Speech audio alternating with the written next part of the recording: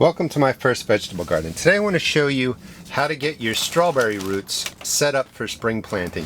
And you can see these are strawberry all-star. There's a lot of different kind of strawberries you can purchase. These are strawberries we'll plant in the spring. They'll be ready for a summer harvest. But you can get them ready so that you have bigger plants, a bigger crop, if you just follow these instructions. When you pick up your bag, you're going to get 10 roots for $3. That's really inexpensive, and I really recommend growing your strawberries this way. You can also pick this up in your stores. You could use styrofoam cups, you could use recycled containers. I got this at Walmart. So when you buy them, they're going to come dry in peat moss, and you basically, or usually a rubber band or something in here. Find a rubber band, break them apart gently. These are slightly moist, and when you go and buy them, you want to kind of look through the bag, make sure it looks a little bit healthy, and you'll see the strawberry plants actually growing. These are going to get broken off and die. Don't worry about it. They're growing without sunlight, so they're really no use to you. But this is a strawberry root, and you're going to separate them, drop them into some warm water, room temperature water, and let's break all these up. You're looking for 10 of them, and you can see they're pretty healthy. They are growing in there. And the reason is you're going to drop them into the water is you're just going to let them get rehydrated, and you would let them sit in there about an hour or two. You don't have to overdo it. An hour is fine. Gently break them apart. And this is a good batch. They're dry. They're not fully dry. The roots are nice and moist. Don't worry if you have to tear some of them. It's almost impossible otherwise. So get them into the water. Be as gentle as you can. And you can again see that they're growing. So these are alive. I'm not sure. Well, that's a crown, but we're not going to plant that one. And that's a crown too. Might be too small.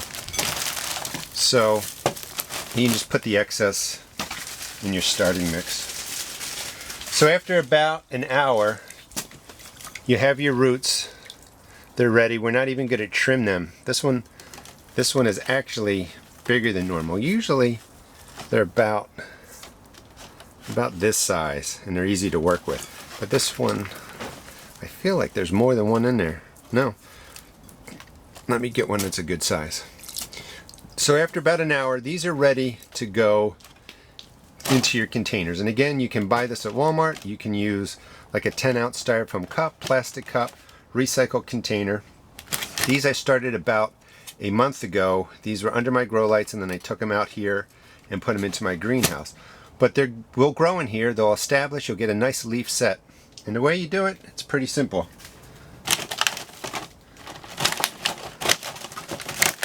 Just grab your container, fill it up about halfway, press it down. You want a nice base for the roots. When you go to plant these, you're actually going to move the roots again, but you're going to have really nice plants, and just drop them in just like that. Let them get growing, let them get established. Now the trick for strawberries is you can't bury the crown. The crown, let's see, let me do that again because I forgot to show you. The crown, you can see the roots go all the way up to a point right here. This part is the crown. You only want to bury them to this depth. If you bury over the crown, you're going to kill out the plant. So you're just taking it right to here, right to the edge. So the roots will get buried, and then the soil will come up to here. So make the base, loosen up the roots, and just gently drop it in.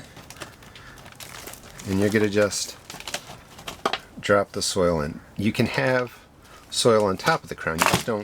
You just don't want it buried. And one of the reasons I like using my greenhouse is I can make a mess here and then clean it out later.